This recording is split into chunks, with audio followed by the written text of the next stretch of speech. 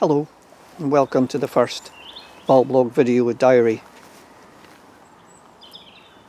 of this year 2023. So this is getting near the end of January, and as I said, I hope to try and do a video every month at least. So there's not an awful lot happening, but there are some things that are interesting and coming along. Many of the beds look like this where they're mulched. We're slowly getting the tidy up. You can see shoots. There's shoots of snowdrops coming through. You see the foliage of Corydalis, Creighton purple. Still with tidying up to do. And still a lot of leaves on the paths. Many of them actually have been tidied a few times and the birds scatter them back on. So it's not always easy getting the weather. So let's go around. I want to go around to one of the frames, and here's one there with some mesh over. I'll explain the mesh in just a minute. But this is one of the wee highlights of this time of year. Is Eranthis pinnatifida. There's one there, a potful there. Now the reason for the mesh is, in this pot next door there were many more little buds. And I don't know if you can see that. I can there, down there. They got chomped off. Something pulled them off, whether it was a bird or what. So I didn't want to happen, so I've got them covered. But so that's them just starting. There's another group down there. You can just see those beautiful. These will be the bronzy ones. Will have the slightly pink flowers. And exactly the same time as these parents are coming into flower, we have a pot of seedlings from last year. Let me just take that out, away from the leaf. You'll see the seedlings, and this is seed that we sowed last year. Immediately it was ripe, which would have been probably in May last year. And they germinate at this time of year, despite the fact that we're still in winter. If I look here, there's another pot, little ones. This is a pot of seedlings from 2 years ago. So they germinated last year, but I can see there's some just germinating again. We often get sporadic germination. So these are real little treasures, but because coming up this time of the year, they're so vulnerable to something wanting to eat them or just pull their heads off for curiosity. We need to protect them a wee bit. So we've got some in the garden, but most of them are in the frame. Many of these pots over here under the wire mesh are also more Eranthis pinnatifida. There's a whole lot more there. You can see actually, if you notice here, we've got some seed pots where the label's upside down, and others the label's the right way around. So these were Eranthis pinnatifida from last year, and when they germinate I turn the label upside down. If they've not germinated, up the right way so we can read. If they've not germinated, it's pointy end up, which indicates to me there's been no germination. So just before, oh, I'm just seeing with the sun coming on there, you can maybe just detect on these ones the slightly pink colour, which will be more evident when it comes up. So before I leave, I'm just going to pop this back here and pop another bit of mesh there.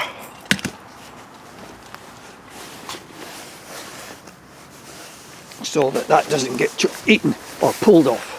So let's go around the garden a bit and see. Down here we have another of the winter flowering. This is cyclamen combs. Sorry, I'm juggling about trying to do two things here. But you can see the sun's out. What time is it? It's just after 1 o'clock. And we're getting a bit of sunshine. It's not freezing just now, although there was a bit of frost this morning. So there's lots of the cyclamen comb to come. It seeds out into the path as well. We're starting to get it seeding around better, which is good. Growing happily with the moss. I like the moss. It's very attractive and it makes a superb seed bed. You can see all the little seedlings germinating in amongst the moss. Anyhow, let's walk over here a bit and we'll go a wee walk around the garden. We'll come up and just start up here where we see some more snowdrops. This is a Polychaetus hybrid. And you'll see the problem with the moss. Is it a problem? I'm not sure. Sometimes it's always in our climate, even with the warming drier, moss is always a problem, even on the paths. But we will get that. I will get that cleared off of the paths and off of some of the rocks, because I want to see the rocks in some places. But many beds are still quite bare. But it's even warm enough today just for some of the more advanced snowdrops, and there's not that many of them. The majority are still to come. But this is a lovely one, Glenorma. It's a big, stout, robust flower. The markings inside, for those of you that like to see the markings. But lovely broad leaves, lovely stout flower, and a big robust plant. It's a really good one. I don't know all their names, but some of them are distinct and I do remember. There's a little clump here of Warrenoi, and you'll see many more popping up and coming through there, and more shoots. So an awful lot to come yet. If we go up to the cobble bed, we're starting to get here. We can see the first of the Eranthis in the garden, just the Hyamalis. These have all seeded into the cobble bed from over under the main bed. The seeds have dropped in, but there's a whole lot more to come. And then more snowdrops up in here. And here's a little special. This is one of the Dryad Gold that we planted out here. And this one always comes a wee bit earlier than most of them that are around the garden. The Dryad Gold are those lovely, as the name suggests, with yellow ovaries and yellow markings. Not a lot happening in the troughs in the raised beds just now.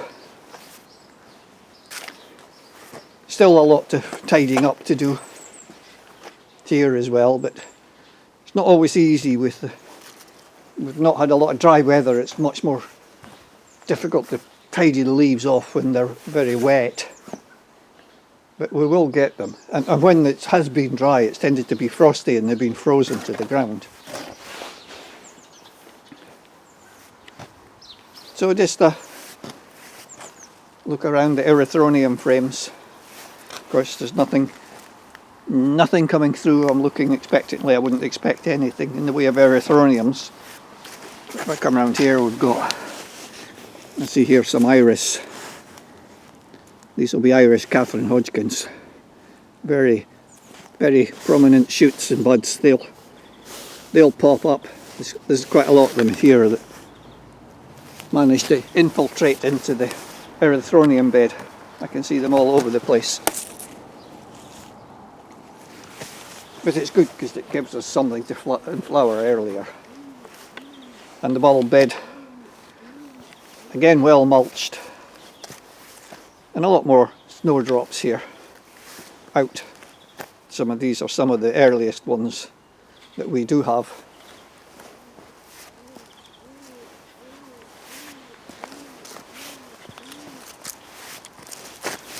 So I've no idea what the name of these are, if they've got a cultivar name or not, but we've grown these for many years, and if you're a regular you will know that I don't bother with labels in the garden. I just enjoy the variation in the snowdrops, and if one's distinct enough to be for me to notice and remember, then I'll know it. If it's not distinct enough, it's just another variation. There's some more Eranthis have seeded there, and a clump of early daffodils in bud. So an explosion of flowers is not far away. I'm just looking all the time as I walk round. And it's when I get out and start tidying the beds. The rock garden beds had an initial tidy to get most of the leaves, but more leaves are continuing to drop. So I'll continue to tidy this. And there's quite a lot of, there's a whole group there of, oh, I'm pushing the zoom button there, sorry. Down there there's more, I can tell they're more dryad gold. Snowdrops coming there. But you can see all over the gravel the moss. And it's a double-edged sword. Do you leave it or do you take it away? The plants tend to drop their seeds into the moss and it makes a great seed bed. So just as long as it doesn't inhibit the plants, we've got to have an element of control, but it's nice. And up there you can just see one of the Crocus levigatus. I've been flowering there all through the winter since about November. We're probably never without a flower.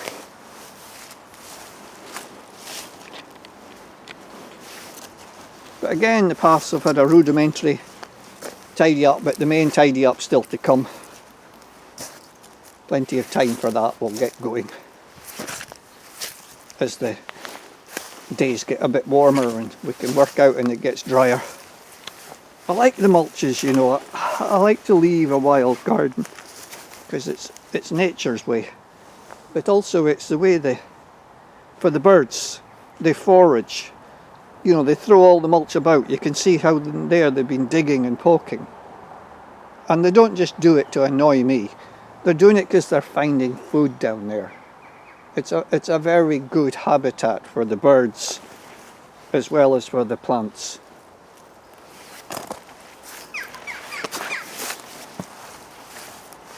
The pond just sits, be cold in there. It's not iced over today, but it's been iced over a lot. And round into this bed there's an awful lot of treasures to come up in here. And they'll come up soon, but you can see these spots where the birds have been foraging and digging, and it's generally because they spot shoots coming before we do. And there is some Eranthis pinnatifida in here, but they always come up through much later than the ones I showed you in the frame.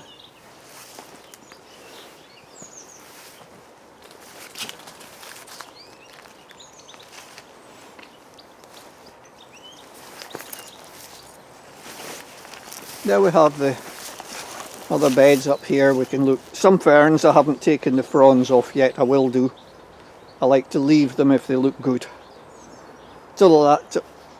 Until the snowdrops and that I can see starting to shoot through here. There's lots of snowdrops again up here.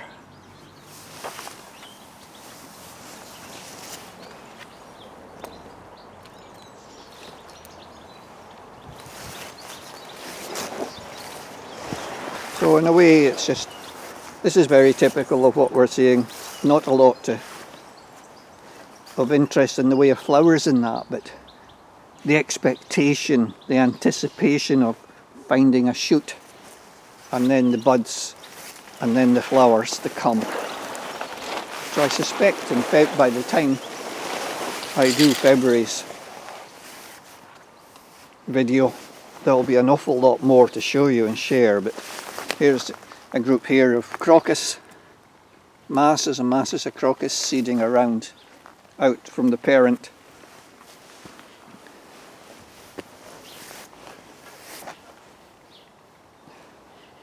And just on the wall,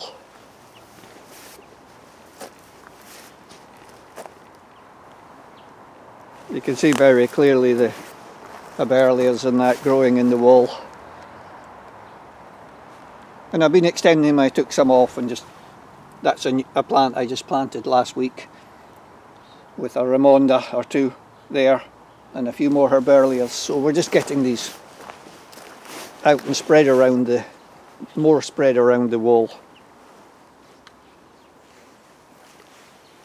And the Salmasias.